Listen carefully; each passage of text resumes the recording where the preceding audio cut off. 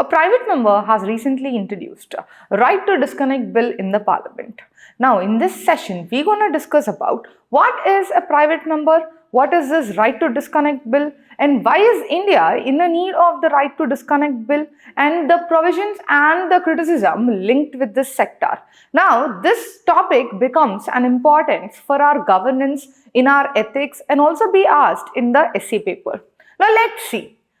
Now, this topic is in news majorly because a private member has recently introduced a right to disconnect bill. Here, this is introduced majorly due to large amount of rise has been observed, and its main aim is to protect the employees from becoming burnout, overwork situations, and also it is mainly to have the proper or to take care about the mental stress, to have a proper recovery from the burnout, and also have an job satisfaction. Now, in this sector, let us see what exactly is a private member. Now, when we see, we have the member of the parliament is being present. Either it might be a Lok Sabha member or else a Rajya Sabha member. Now, who are not in the part of a ministry level or council of ministers. Now, this is where we have been calling them as a private member. Now, whenever a bill is being introduced by a private member, now this is considered as a private bill. And this, if you see, from 1950s, only 14% or 14 private bill were being passed by the parliament. Now, it has large amount of oppositions. Government may not be in support with this private bill, and these private bill generally aim to give the attention where the government is not actually focusing. Now, the private member will actually come up with a bill to bring reforms, to bring the attention of the government, and to introduce a different participatory democracy or parliamentary democracy is being promoted with this private member bill. Now, let's see how is a private member bill is being produced and how it is getting an assent from the president. First, when the private member bill is being introduced, it has to provide and 1 month prior notice has to be given. So, the parliament will be given a notice before 1 month itself that a private member will be introducing this bill. Next, we will find the listing only on Friday. That too, the last 2.5 hours of the session will be given for the private member bills. And then we will find the first reading where we will be giving the private member, will be talking about the bill, introducing the bill to the parliament. Then we will have it published in the Gazette. Then we will find the second reading, discussion, debate. Sometimes if the government and the parliament thinks that, yes, there might be an importance to be given to this bill, then it might be going towards the different committees that are being there. Then we will find the third reading where the voting is being done. Then after the first house has been passing this bill, now this bill goes to the second house. Then later we will find the assent of the president will be done. But generally, the private member bills are very less in number. Though it has been introduced, passing and the assent of the president is very less. Now let's see, what is this right to disconnect bill? Now, when we see, the main purpose of the right to disconnect bill is that to make sure that the employees have a legal right not to respond towards the office calls, office work after a prescribed period of time. Then it is largely influenced by the developed nations like the France, Italy, Spain, even the Philippines recently has introduced such bill. And we have observed that after COVID period of time, we have large amount of work from home is being present. Now it is increasing large amount of after work culture, always being online, etc.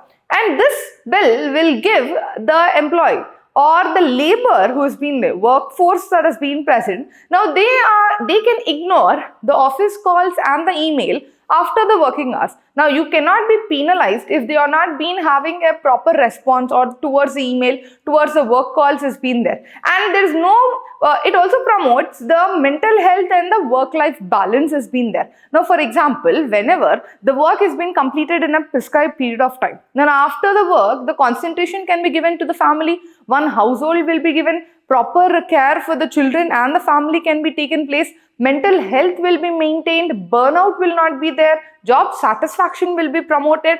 Now this is the reason why we find the right to disconnect bill is an important in the present day scenario. Then let us see the global examples. For example, in the France, now this right to disconnect bill has already been passed and it is a legal right from 2017. Then in Italy and Spain, they also have a strong after work protection is being present. Then Philippines has recently passed such type of bill, and this is giving a precedent for our India to go for such reforms in our sector. Then we will talk why India requires such a bill. Now, as I told, after pandemic period, the work from home culture, now this is promoting 24/7 work or 24/7 online is being there, support is being given. Now, for example, IT employees or the call customer care, the call centers that are being there. Now, around the clock they are being working, and there's large amount of increasing burnout, anxiety has been there, sleep disorders has been coming up, increasing cases have been present.